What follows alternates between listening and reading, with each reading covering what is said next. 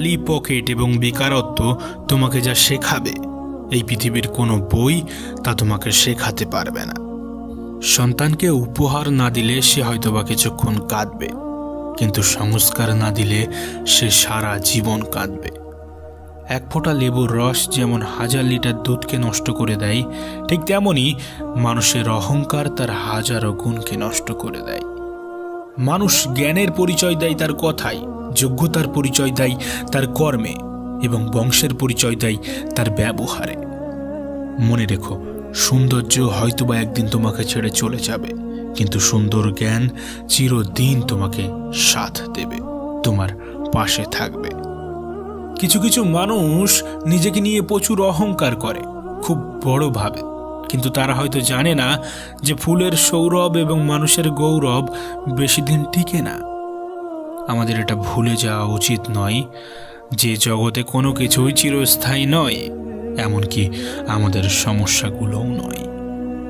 অতিরিক্ত খুশি থাকার কথা এবং অতিরিক্ত কষ্টে থাকার কথা কখনো কাউকে বলো না, কারণ খুশিতে মানুষ নজর লাগায় আর কষ্টে মানুষ লবণ লাগায়। হ্যাঁ, জীবন জ্ঞানীর কাছে একটি উপহার আর বোকার কাছে একটি নাটক। সবসময় হাসি খুশি থাকার চেষ্টা করো, এতে তোমার কাছের মানুষগুলো তোমাকে দেখে অনেক খুশি হবে আর তোমার শত্রুগুলো অনেক কষ্ট পাবে। যাকে মূল্য দিতে গিয়ে প্রতিনিয়ত নিজের মূল্য হারাচ্ছ, সে তোমার জীবনে একটা অভিশাপ ছাড়া আর কিছুই নয়। মানুষ অন্যজনদের থেকে পাওয়া সম্মান এবং আপনজনদের থেকে পাওয়া অপমান কখনো ভুলতে পারে না। দেখবে, যে জিনিসটা আমাদের কাছে থাকে না আমরা সেটাকেই পেতে চাই, আর যেটা আমাদের কাছে থাকে আমরা সেটাকে অবহেলা করে চাই।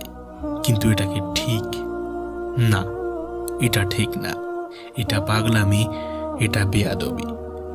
স্বাস্থ্য, সম্পত্তি, ক্ষমতা, ভালোবাসা, এই 4টি জিনিস নিয়ে কখনো অহংকার করো না, কারণ এগুলো সব সাময়িক। আজ তোমার কাছে আছে, তবে কাল নাও থাকতে পারে। এন্ড এবং অ্যান্ড, এই দুটি শব্দ শুনতে হয়তো বা একই রকম লাগে, কিন্তু একটি শেষ হওয়ার ইঙ্গিত দেয় আর অপরটি একে অন্যের সাথে জুড়ে দেয়। এই পৃথিবীতে আমরাই নাকি শ্রেষ্ঠ জাতি। 100 টাকার চোরকে গাছে বাঁধি আর 100 কোটি টাকার চোরকে স্যার ডাকি। হ্যাঁ, টাকার ঋণ একসময় পরিশোধ করা যায়, কিন্তু দুঃসময়ে যারা পাশে থাকে তাদের ঋণ কখনো শোধ করা যায় না।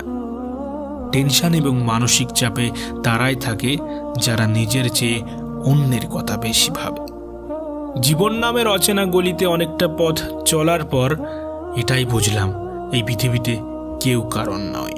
আর সত্যিই তো, তোমার হিসাবের দিনেও কেউ তোমার পাশে থাকবে না, হয়তোবা দেরিতে, তবে একটা সময় পর আমরা নিজেরাই বুঝতে পারি যে তর্ক করার চেয়ে নীরব থাকাটাই ভালো।